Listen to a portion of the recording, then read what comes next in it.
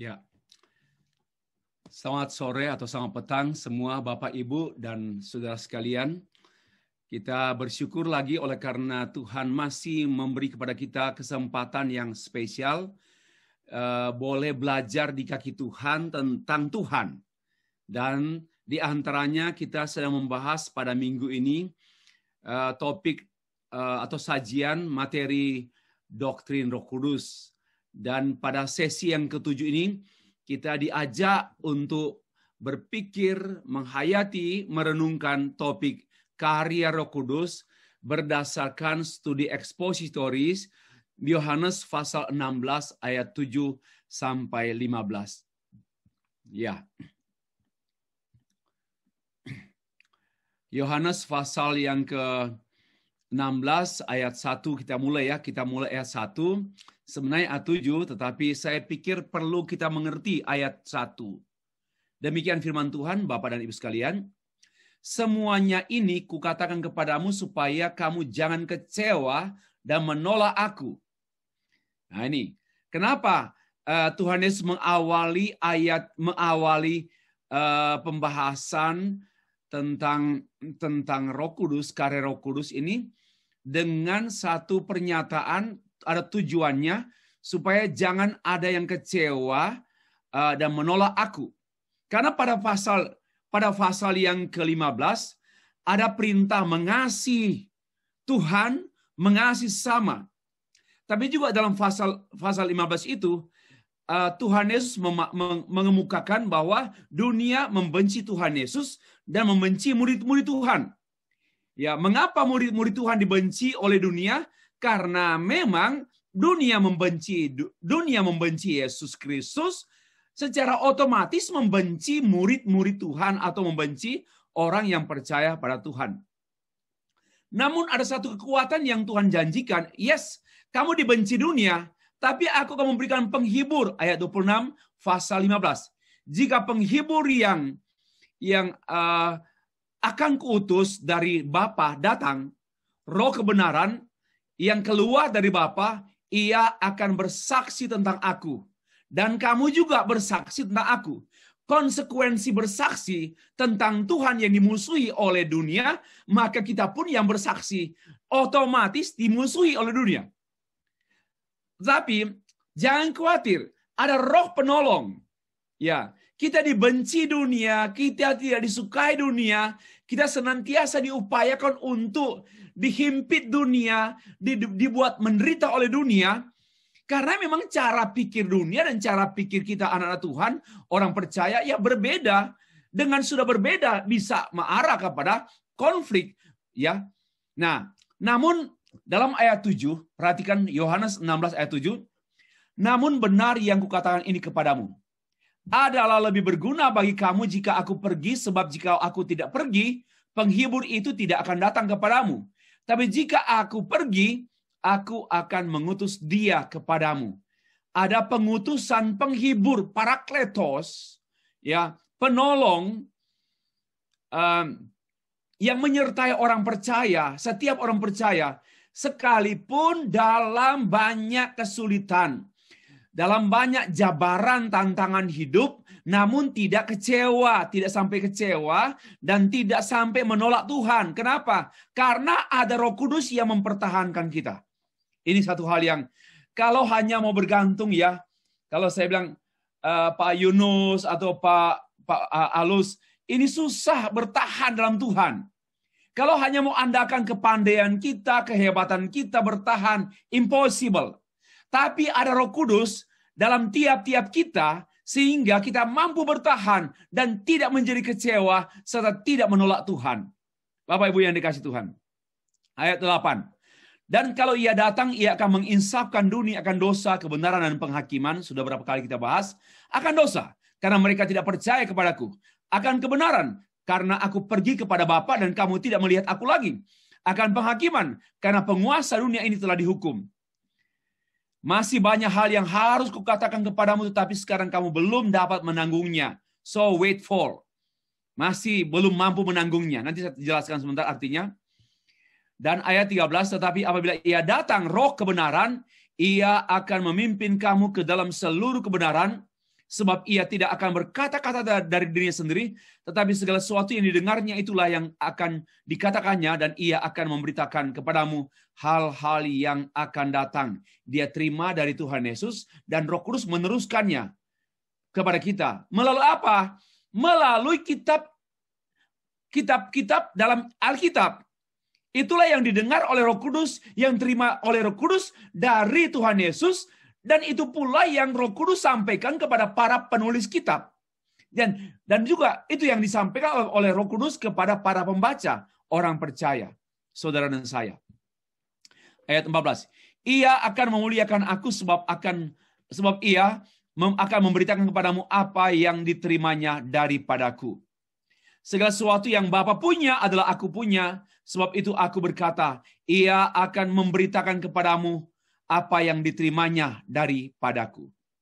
Bapak Ibu, mari kita awali dengan pengantar atau pendahuluan. Menjadi murid-murid Tuhan Yesus Kristus yang sejati, yang true disciples, tentulah sangat sulit. Saya berkali-kali tidak usah membohongi jemaat. Gampang. Bersama Yesus semuanya gampang. Bersama Yesus semuanya ringan. Harus dimengerti dengan sadar. Ikut Tuhan bukan gampang dan bukan gampangan. Ya. Karena sekali ikut Tuhan, tetap ikut Tuhan. Maka tidak gampang. Tidak mau mundur. Memikul sekali pikul salib, tetap pikul salib. Jangan turunkan salib. Ya, sekali pegang salib, tetap pegang salib. Jangan ganti dengan yang pegang yang lain. Maka saya katakan tidak mudah. Dan saya pun menegaskan demikian, Bapak Ibu. Tidak seorang pun mampu. Karena siapakah kita yang layak dan mampu ikut Tuhan? Siapa? Siapa di antara kita yang mengatakan, saya layak ikut Tuhan dan saya mampu ikut Tuhan? Pada waktu kita berkata demikian, kita bukan lagi pengikut Tuhan. Karena kita sudah sombong. Ya, tidak seorang pun mampu. Tidak seorang pun mampu dan tidak seorang pun layak. Ini. Yang layak dan mampu ikut Tuhan, hanyalah Tuhan. Ya, mari berpikir ya. Yang layak ikut Tuhan dan yang mampu ikut Tuhan hanyalah sesama Tuhan. Kita ciptaan ikut pencipta, impossible. Kita bukan Tuhan. Maka itu mengikut Tuhan berat, sangat berat, berat sekali. Ya. Maka itu kalau kita bertahan ikut Tuhan hari ini bukan karena kita, bukan karena saudara. Ya, ini kemurahan Tuhan kalau kita bertahan sampai saat ini. Karena apa pula? Karena kita pun tidak mampu mempertahankan. Tetapi Tuhanlah yang memilih kita, menyelamatkan kita dengan cara mengampuni kita, menyertai kita, Dia menjaga kita, termasuk menjaga keselamatan kita sampai saat ini. Bapak Ibu, mengikut Kristus itu sangat sulit. Saya sampaikan dengan jujur, dengan sadar, dan menurut Alkitab. Ya, menurut Alkitab, kita ikut Tuhan Yesus sangat sulit. Ya, karena mengikut Tuhan. Kalau hanya mengikut mertua, gampang itu ya.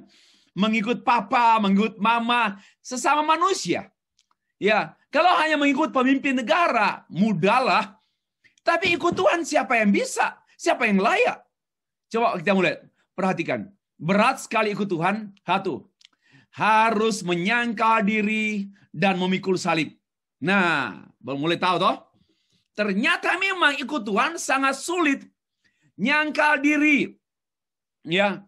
Menyangkali godaan-godaan yang menyenangkan tetapi yang tidak menyenangkan Tuhan. Ya, memikul salib konsekuensi. Ya, saya katakan begini, saya yakin Tuhan punya cara.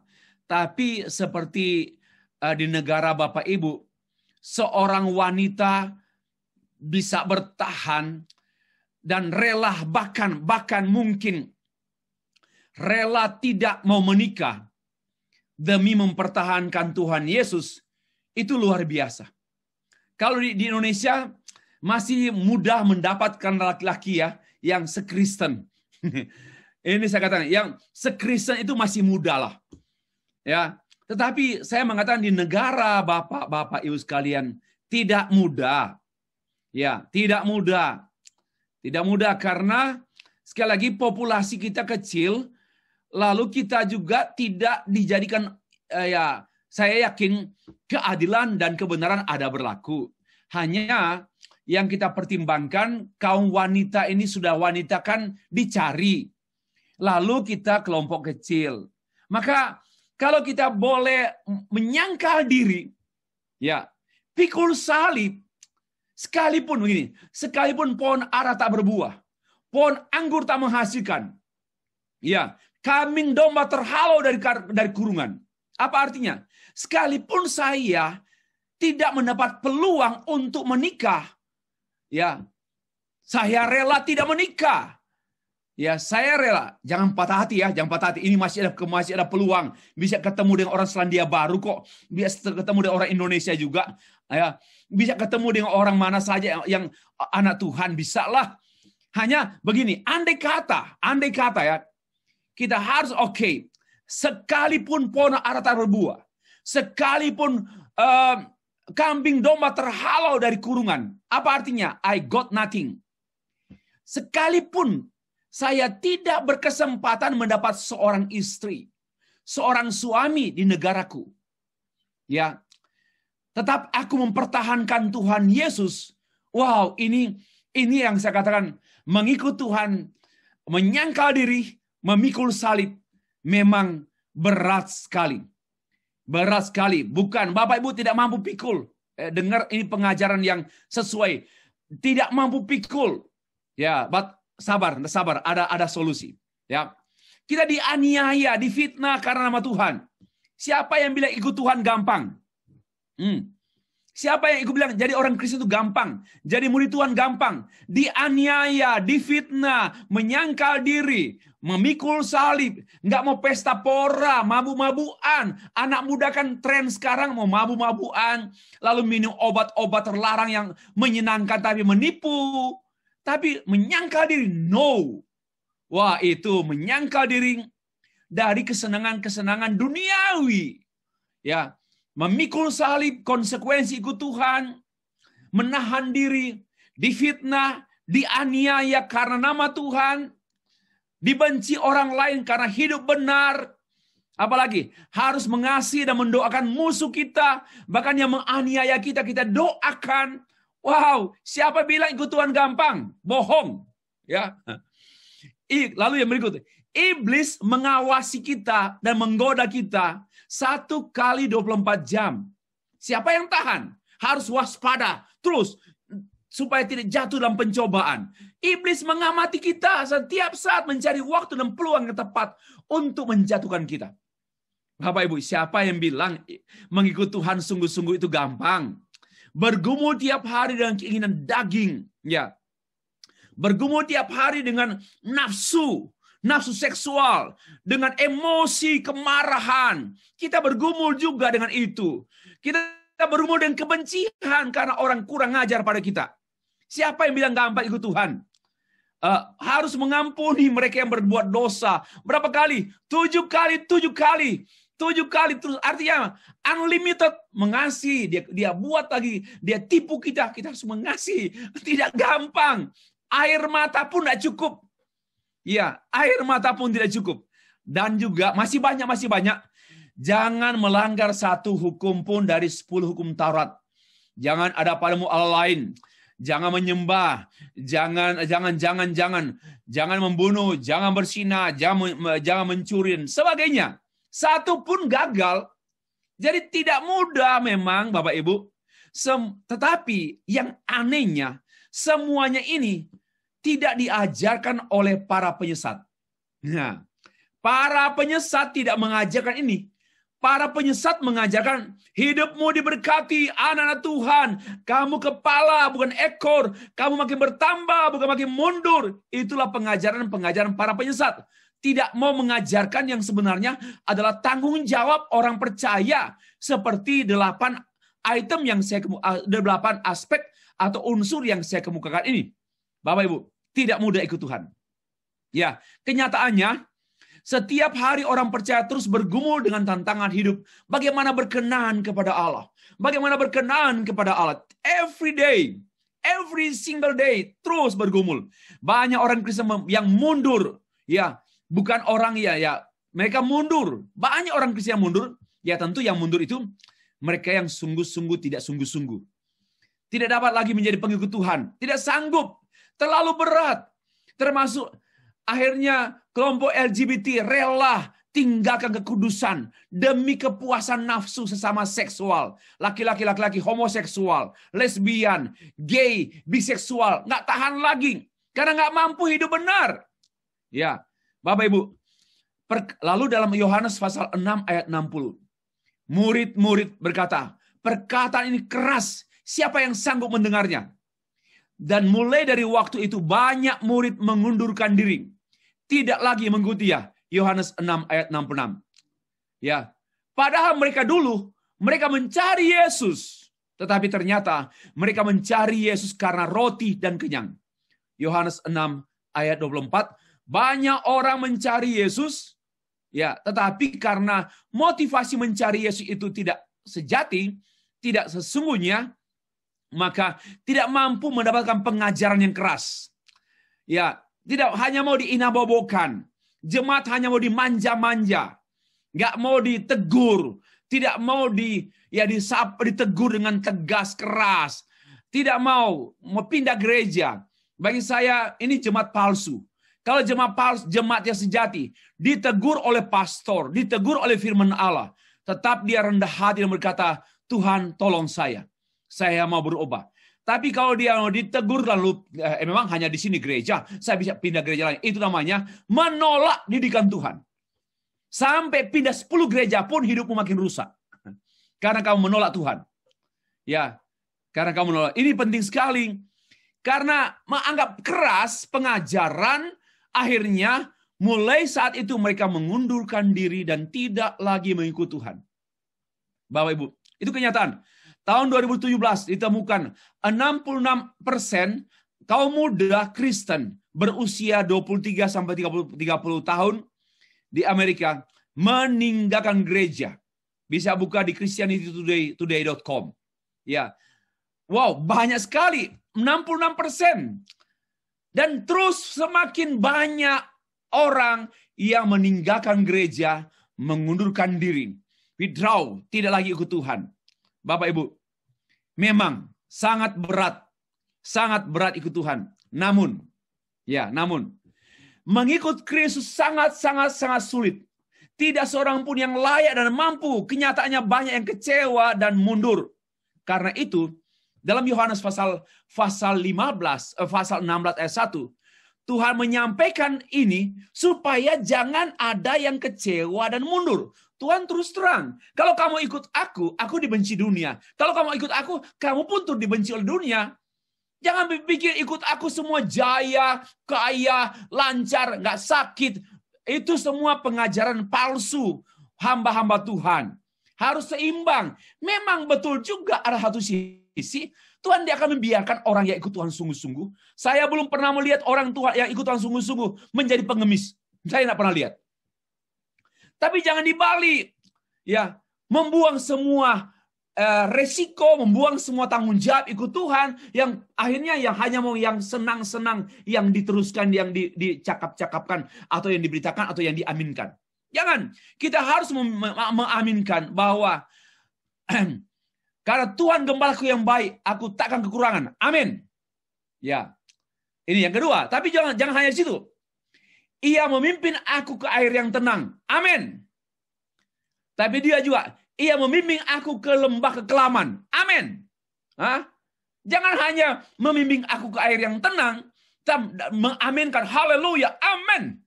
Tetapi dia gadanya dan tongkatnya, itulah yang menghibur aku. Wah, itu orang senang.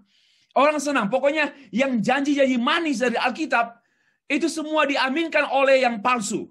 Ya, tetapi dia juga membawa kita ke dalam lembah-lembah kekelaman.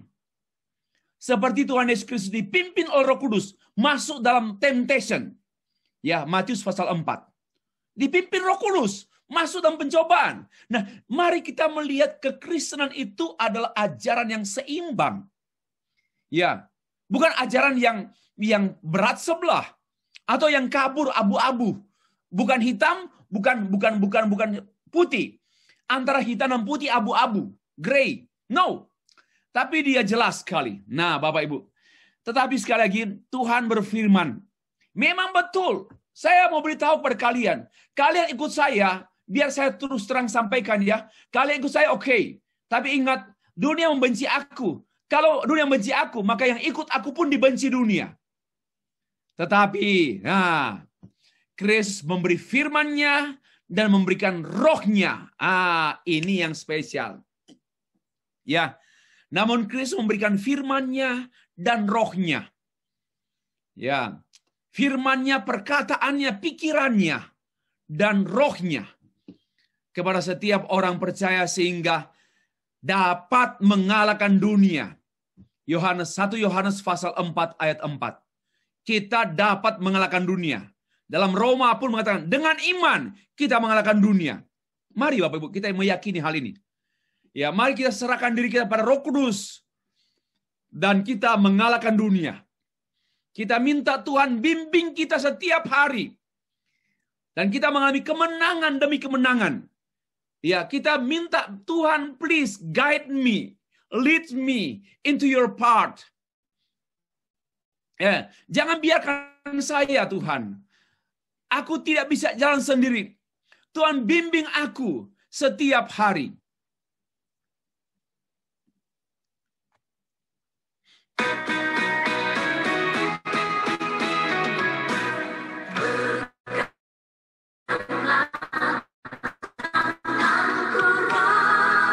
Kita simak syair-syairnya.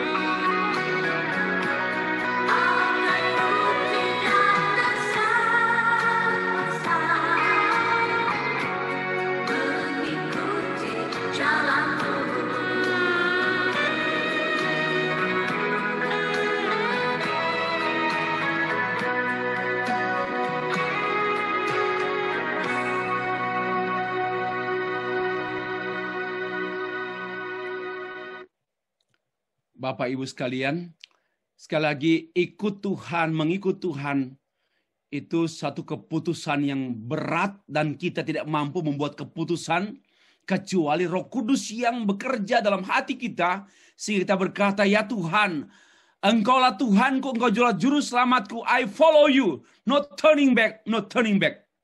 I follow you, no turning back, no turning back. Nah, itu kalau kita bisa berkata demikian, not because of you. Yeah, not because of your mind, your strength, your love, but because of God alone. Holy Spirit yang ada dalam kita. Nah, berkenaan dengan apa yang kita baca tadi dari Yohanes 16, kita memperhatikan secara singkat beberapa hal. Yang pertama, istilah berkenaan dengan Roh Kudus, karya Roh Kudus dalam dunia, dan karya Roh Kudus pada orang percaya, serta karya Roh Kudus pada Tuhan Yesus Kristus, dan yang terakhir, kesimpulan. 1. Istilah Roh Kudus. Istilah Roh Kudus dalam Yohanes 16 ditulis demikian. Penghibur Parakletos ayat 7, itu dalam ayat 7. Itu Parakletos itu berarti penolong yang mendampingi secara hukum, di mana orang dituduh bersalah, orang dituduh dituduh bersalah, tapi dia didampingi oleh ahli hukum sehingga dia dibela, didampingi dan dibela dan tidak sampai dihukum. Kenapa? Bebas. Kenapa? Karena ada penolong. Itulah gambaran arti Parakletos dalam kaitan dengan hukum. Bapak Ibu, membela orang beriman secara hukum, bukan secara daging, tetapi secara hukum Allah. Ini penting. Secara hukum Allah dibela oleh Allah Roh Kudus. Nah, dan ini dia memberikan namanya Parakletos, pribadi Allah. Dan kita, setiap orang percaya memiliki Allah di dalam diri kita. Ya, ini bukan titisan, tetapi didiami oleh Allah Roh Kudus. Dan ini merupakan satu hak privilege spesial yang tidak mungkin dimiliki oleh orang-orang yang tidak percaya Tuhan Yesus Kristus. So, appreciate, honor him. Ya, Bapak Ibu, aku akan mengutus dia kepadamu. Wow, spesial. I'm going to send him to you. Jadi betul untukmu. Jadi memberikan pribadi kepada kita secara pribadi. Tidak disebarkan, terimalah Roh Kudus, tuh disebarkan begitu. No, personal touching. Ya, Tuhan berbicara pada kita personal touching. Aku akan mengutus dia kepadamu. Wow, ini sangat-sangat spesial. Yaitu istilah Parakletos itu juga dalam ayat yang ke-13, penghibur atau Parakletos adalah roh kebenaran, ya, pneuma aletheia. Ya, pneuma aletheia, pneuma itu roh, ini kebenaran ini bukan kebenaran ilmiah, bukan kebenaran 2+2 4, tapi kebenaran ini berkenaan dengan status dan pribadi yang benar. Ya, Roh Kudus adalah pribadi yang benar. Lalu dia roh kebenaran yang menerapkan karya pembenaran Kristus kepada orang berdosa yang menjadi percaya. Karena itu pembenaran, aletheia. Aletheia itu status benar. Roh Kudus itu adalah pribadi yang benar yang juga mengerjakan pembenaran Kristus kepada orang percaya yang sebelumnya adalah orang berdosa. Bapak Ibu, dia pribadi yang akan memimpin kita ke dalam seluruh kebenaran. Ya, dia yang pimpin kita kepada kebenaran. Karena dia kebenaran. Maka hanya kebenaran yang dapat memimpin orang pada kebenaran. Ini penting ya. Ini penting.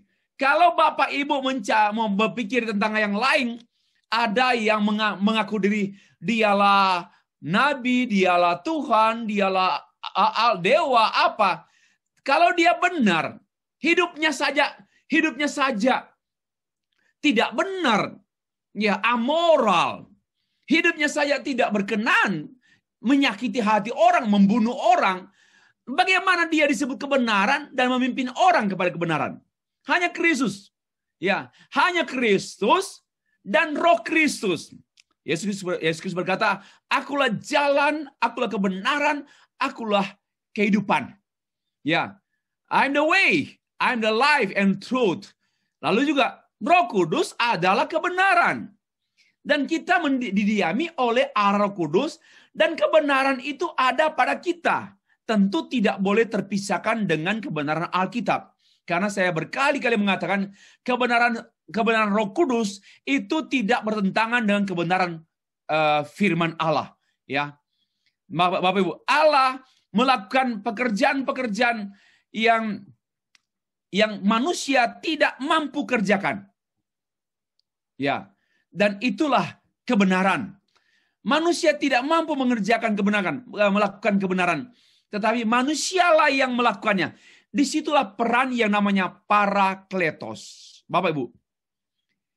Oke, kita lihat yang kedua. Karya Roh Kudus pada dan dalam dunia. Saya sudah berkali-kali mengatakan, ia akan menginsafkan dunia akan dosa, kebenaran, dan penghakiman. Menginsafkan sama dengan meyakinkan. Ia akan meyakinkan dunia. Tentang apa? Tentang kebenaran. Kenapa? Karena dunia ini gelap. Dunia ini buta. Setiap orang berdosa adalah buta rohani. Maka tidak mungkin dia mencari Tuhan. Roma pasal 3. Tak seorang pun mencari Tuhan. Ya. Tak seorang pun mencari Tuhan. Dan kenapa? Karena total inability, karena rusak total, tak berdaya secara total, itulah yang memungkinkan manusia memang hanya bisa dicari oleh Tuhan. Dan Tuhan meyakinkan, menginsafkan. Tidak ada yang orang setelah ikut mata pelajaran matematika langsung tertarik ikut Tuhan. Tidak ada orang yang belajar filsafat lalu cari Tuhan. Tidak ada orang belajar biologi langsung cari Tuhan. Tidak. Ya, boleh saja orang belajar biologi, dia mulai berpikir tentang tentang hidup. Lalu dia ingat khotbah pendeta. Jadi bukan soal biologinya, dia ingat khotbah pendeta bahwa Yesus sumber hidup. Maka yang membuat dia percaya adalah firman Allah, bukan pengetahuan. Kenapa? Karena hanya Roh Kuduslah dan dengan firman Allah yang meyakinkan dunia bahwa tentang apa? Tentang dosa, tentang kebenaran, dan tentang penghakiman. Roh Kudus memakai orang percaya untuk memberitakan Injil yang akan menyingkapkan dosa, menyingkapkan kebenaran, dan penghakiman. Itulah kuasa Injil. Kuasa Injil menggelisahkan orang pada waktu Injil diberitakan, ada kegelisahan karena dosanya dibongkar. Dan juga akibat dosa penghakiman. Tetapi juga kebenaran menelanjangi ketidakbenaran dia. Itulah yang namanya kuasa Injil. Bapak Ibu, itu hanya mungkin karena Roh Kudus. Nah, kita marah, kecewa dengan orang, terus berbuat dosa pada kita. Kita tidak berdaya dan tidak dapat bebas. Dan hanya Roh Kudus. Bapak Ibu, kalau kita boleh berkata, I forgive you. Ya, I forgive you. Itu kalau forgive you karena ada bisnis, tidak apa-apalah. Saya ampuni dia. Karena kalau kami menjalin hubungan bisnis, saya untung. Tidak apa-apalah. I forgive you. Ya, you say you need sorry. Okay, I give you forgiveness. Ini tidak ada kepentingan yang lain. Betul-betul kita dijahati, dibenci, dirugikan. Dan tapi kita ada okay. Because of Christ, I forgive you. Ini hanya mungkin oleh Roh Kudus, Bapak Ibu. Kalau bukan Roh Kudus, impossible. Roh Kudus meyakinkan bahwa dosa adalah masalah serius. Ya, dosa. Orang yang berdosa, yang tidak percaya Tuhan Yesus, mereka main-main. Mereka bisa main-main dengan dosa, baik main-main dengan omongan, main-main dengan bergurau tentang dosa, tentang penghakiman, tentang kebenaran. Mereka bisa bergurau karena mereka buta.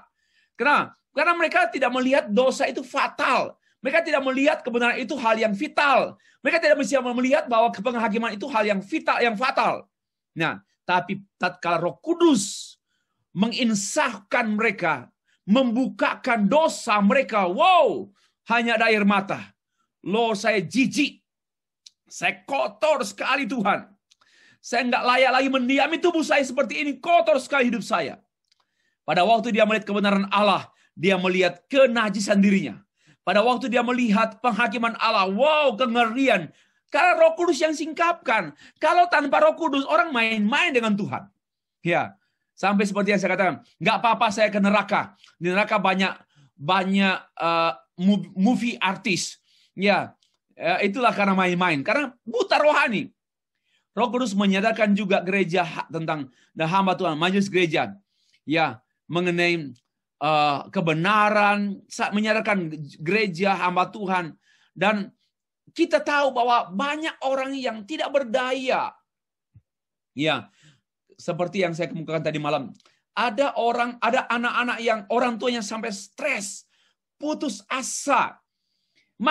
Anak-anak makin ditegur dia, makin jauh dari Tuhan. Makin ditegur, makin jauh dari gereja. Makin ditegur, makin kurang ajar. Dan kita putus asa. Berkali-kali mengampuni dia, tapi dia buat terus. Mari andalkan Roh Kudus. Hanya ada pengharapan, Bapak Ibu. Ada pengharapan. Saudara mau sekolahkan dia ke sekolah bagus supaya dia diperbaiki, bukan jaminan. Tapi ada Roh Kudus dan firman Allah yang menjadi jaminan bagi orang-orang yang di mata kita tanpa harapan. Tapi bagi Roh Kudus tidak ada yang tak mungkin. Ya, Bapak Ibu, Roh Kudus mengajar, hanya Roh Kudus yang dapat membukakan mata rohani orang terhadap kebenaran. Roh Kudus mengajar karena Yesus akan pergi dan akan datang seorang penolong yang mengajar kita. Bapak Ibu, inilah tugas kita di gereja. Bapak Ibu, jangan andalkan kelebihan talenta kita. Jangan andalkan. Itu penting. Tapi yang terutama, kita terbuka kepada pekerjaan Roh Kudus. Karena sebenarnya kita melayani secara roh. Ya, pelayanan gereja yang paling utama adalah pelayanan rohani. Dengar baik-baik saya. Pelayanan gereja yang paling utama adalah pelayanan rohani. Dan pelayanan rohani ini hanya oleh Roh Kudus. Ya. Hanya oleh Roh Kudus. Kalau pelayanan sosial boleh, kita harus melakukan juga. Tapi pelayanan sosial itu adalah buah dari pelayanan rohani. Kalau pelayanan sosial atau kemanusiaan, orang-orang ateis bisa jauh lebih hebat dari kita. Orang-orang agama lain pun lebih di depan daripada kita. Tetapi yang paling penting bagi saya, yaitu gereja itu substansinya adalah pelayanan rohani. Hamba Tuhan itu yang utama pelayanan rohani. Spiritual life, spiritual ministry, spiritual leadership, spiritual thought, spiritual apa saya semua spiritual. Dan harus demikian. Why? Karena Roh Kudus, Roh Allah pun adalah roh dan memang itu akar masalah. Akar masalah dunia bukan dia masalah sakit fisik. Masalah sakit mental, masalah rohani itu adalah yang mendasar. Maka itu solusi atas masalah dunia ini hanya gereja yang memberikan. Dan melalui Roh Kudus. Bapak Ibu, Roh Kudus menghakimi setan. Karena penguasa dunia ini telah dihukum, ayat 11. Dan Roh Kudus menghakimi setan dengan pemberitaan Injil. Bapak Ibu mau menghakimi setan? Beritakan Injil. Karena setiap kali Injil diberitakan, setan gelisah, setan ditelanjangi, setan dibukakan kelemahannya, setan dibukakan kedoknya, setan Injil membukakan kedok setan, Injil membukakan rahasia, misteri, dan juga taktik topeng setan. So, if you want to judge Satan, menghakimi setan, please proclaim the gospel. Beritakan Injil. Ya, Bapak Ibu yang dikasih dan mengasihi Tuhan, itulah pokok yang kita bahas. Sekarang yang ketiga.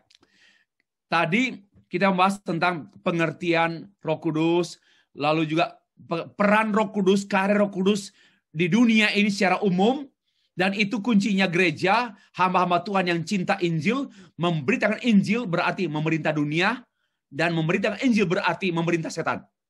Ya. Roh kebenaran akan memimpin kamu ke dalam seluruh kebenaran. Ia akan memberitakan kepadamu hal-hal yang akan datang. Lihat pada ayat yang ke-13. Roh Kudus membukakan misteri kebenaran kepada orang percaya. You want to know the meaning of the Bible, the meaning of the scripture, every verses, every chapter, and every books in the Bible, hanya Roh Kudus, Bapak Ibu. Hanya Roh Kudus yang membukakan kebenarannya. Tidak ada di luar itu. Ya, seluruh kebenaran itu Injil hanya dibukakan oleh Roh Kudus. Itulah pernah membuat orang menikmati tidak hanya knowing, but also enjoy the truth. Menikmati kebenaran tersebut, Bapak Ibu. Dan juga menggenapi kebenaran pada masa yang akan datang. Ya, hal-hal yang akan datang tergenapi dan kita menikmati kebenaran not only for today but also for tomorrow. Kebenaran yang kita alami tidak hanya kebenaran masa lalu dan kebenaran masa kini tentang Kristus yang sudah mati kayu salib, tapi juga kita menikmati kebenaran Kristus yang hadir di sini melalui Roh-Nya dan menikmati kebenaran Kristus yang sedang datang dan yang akan datang. Bapak Ibu, itulah yang ketiga. Sekarang yang keempat, karya Roh Kudus pada Yesus Kristus. Ia akan memuliakan Yesus Kristus, aku, katanya aku, sebab ia akan memberitakan kepadamu apa yang diterimanya daripada Yesus Kristus. Ayat 14. Mari. Roh Kudus memuliakan Kristus Yesus. Ya. Pujian umat Allah adalah karya Roh Kudus. Pemberitaan gereja adalah karya Roh Kudus. Pemberitaan gereja harus memuliakan Allah. Jangan memuliakan diri sendiri dan jangan memuliakan manusia. Tapi kita memberitakan dan menyanyikan tentang Tuhan. Itulah karya Roh Kudus. Maka itu mari kita tolong perhatikan Bapak Ibu, mencari lagu untuk dinyanyikan harus kritikal, harus cermat.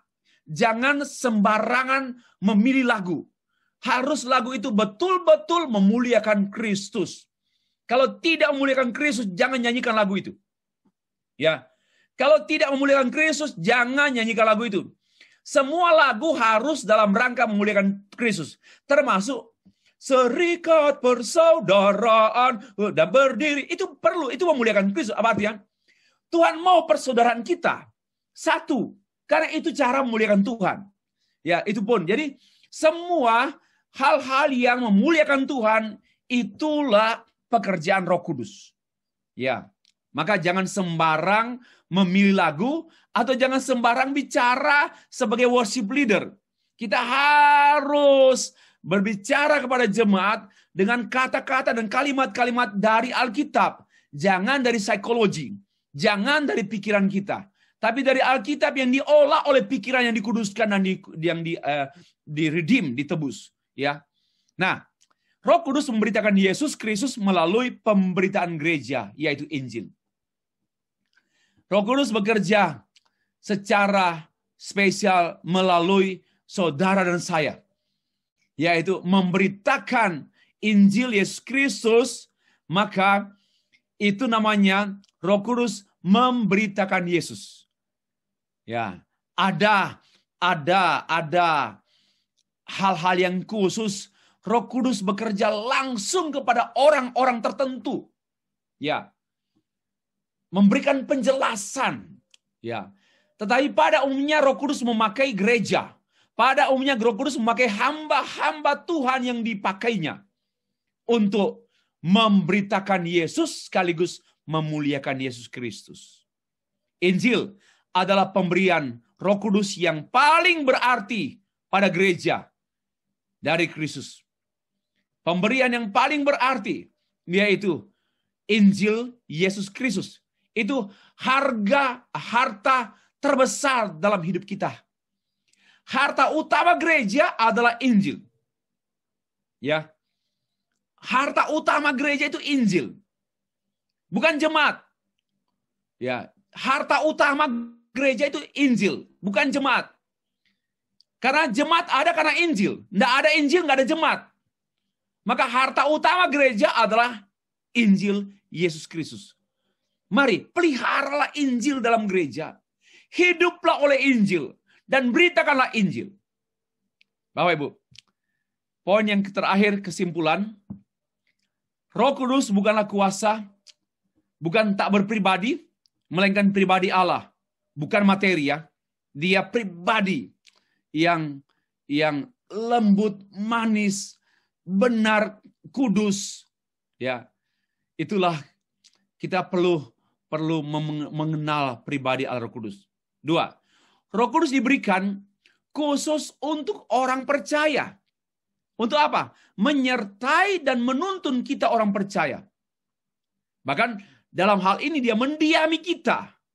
Di dalam diri orang percaya ada Allah.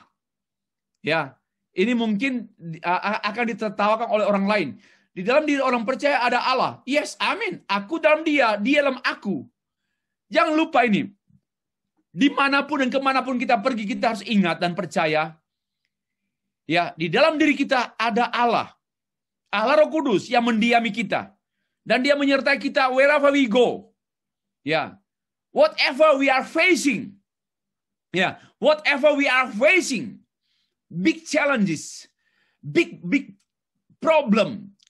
Ya, we believe that the Holy Spirit is within us. Is with us. He is in us. Dia ada dalam kita. Ya, dan dia accompany us. Ya, Emmanuel, dan dia menuntun kita. Wah, Bapak Ibu, ini spesial sekali loh, Bapak Ibu. Orang di luar Yesus melarat sekali. Orang di luar Yesus kasihan sekali, nggak ada yang tolong dia. Nggak disertai Tuhan, disertai setan. Ya, orang dalam Tuhan, wow, spesial. Ini spesial, didiami Tuhan, disertai Tuhan, dibimbing Tuhan. Orang di luar Tuhan, kasihan sekali. Kita harus menangis, Bapak Ibu, kasihan. Biarpun mereka sombong ya. Sudah nggak ada apa-apanya, sombong banget. Tapi nggak ada penyertaan Tuhan. Bagi saya, manusia yang paling malang di dunia ini, walaupun tidak tinggal di kota Malang, ya, manusia yang paling malang itu paling menyedihkan, paling sengsara, paling melarat, yaitu orang yang hidup tanpa percaya Tuhan Yesus. Karena tanpa Tuhan tidak disertai Tuhan. Dunia ini sedang dikontrol, dipimpin oleh Roh Kudus melalui gereja Tuhan, melalui hamba-hamba Tuhan, melalui para pemberita Injil. Dunia ini dikontrol oleh Injil Allah yang disampaikan oleh gereja yang setia kepada Injil oleh pekerjaan Roh Kudus. Ya, Roh Kudus melalui gereja mengerjakan hal-hal yang terutama dan terpenting dalam dunia. Yang dikerjakan oleh para pemimpin-pemimpin bangsa, bukan yang terpenting. Ya, bukan yang terutama. Penting, tapi yang bukan terpenting. Ya, kita menghormati dan menghargai pemimpin-pemimpin bangsa karena mereka juga bekerja kalau tidak korupsi ya. Kalau korupsi ya kita tidak usah, kita minta Tuhan hakimi mereka lah. Karena mereka merusak ya. Kalau mereka bekerja dengan baik, kita tahu mereka mengerjakan hal yang penting. Tapi gereja, hamba Tuhan mengerjakan hal yang terpenting, terutama. Demikianlah materi mengenai karya Roh Kudus menurut Yohanes pasal 16 yang diuraikan secara ekspositori. Saya kembalikan.